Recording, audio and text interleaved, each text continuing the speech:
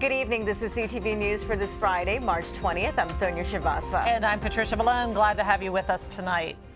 Well, a Prince George's County police officer has been indicted on first and second degree assault charges. Investigators say not only did the officer press the barrel of his gun to the victim's face, he threatened the man who was just trying to go into his home. Byron Scott has our story. This is where that incident happened May of last year. This house, 12053 Hallandale Terrace. A man says that his cousin just dropped him off over here, and as that man was going into his house, he says a police officer put a gun to his head and then his mouth. That officer has been indicted. We are here to announce that a Prince George's grand jury has returned an indictment in the case of Officer Gencheski Santiago. That officer, Gencheski Santiago, seen here in the center, is at the center of a troubling police investigation. He's been suspended without pay. According to investigators, on May 10th of last year, Santiago approached a car at this unit in Mitchellville, telling the driver he was illegally parked. The driver allegedly told the officer he was dropping off his cousin who lives in the home. But as that man, William Cunningham, tried to enter his house, Santiago allegedly pressed the barrel of his gun at Cunningham's head and then his mouth. It was caught on cell phone video. State Attorney Angela Alsobrook says the officer's voice can also be heard. He made a comment saying that the attitude of the victim in the case, that he needed to adjust his attitude, and made some very, very unfortunate comments about the fact that that he was a police officer, and made some comments about, you know, basically Shooting people. Yes, exactly, that we shoot people. Have you seen the video? Yes, sir. Your thoughts as you watch? It's disturbing. It's unacceptable on this police department, and it won't be tolerated. Police learned of the incident through the alleged victim. Police in turn contacted the state's attorney's office, which convened a grand jury.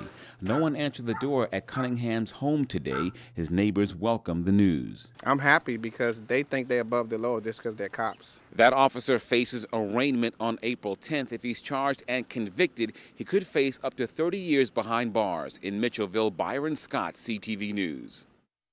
All right, thank you, Byron. Meantime, a police chase in Temple Hills turns into a fatal car crash. Prince George's officials say one person is dead and two are injured, including a county officer. Last night around 8:30, authorities say the officer pulled over an SUV that was driving without headlights. The suspect attempted to flee and crashed into three cars, and it turns out that the motorist was in a stolen vehicle and on probation for carjacking.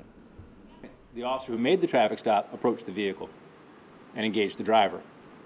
The officer asked the driver for identification. The driver said he had none.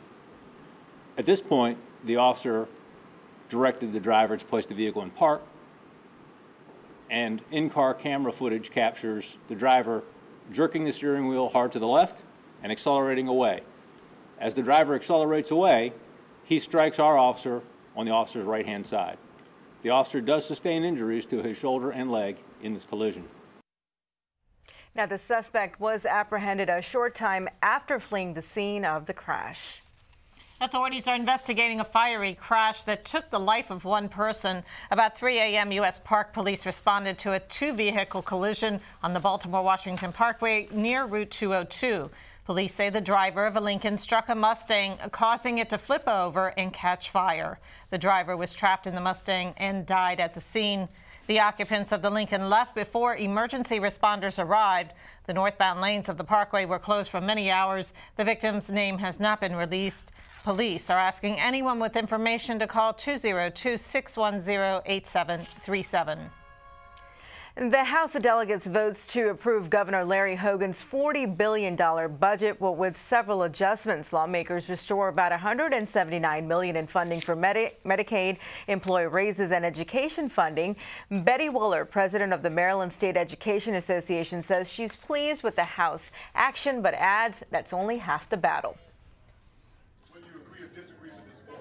We're hoping people will keep the pressure on. The session's not over yet. It's not a done deal yet. So we want everybody to contact their legislators and say, approve this better budget for Maryland, make sure our kids have what they need to get a quality education. Now, the House gave its final approval to the budget yesterday. The Senate votes next week.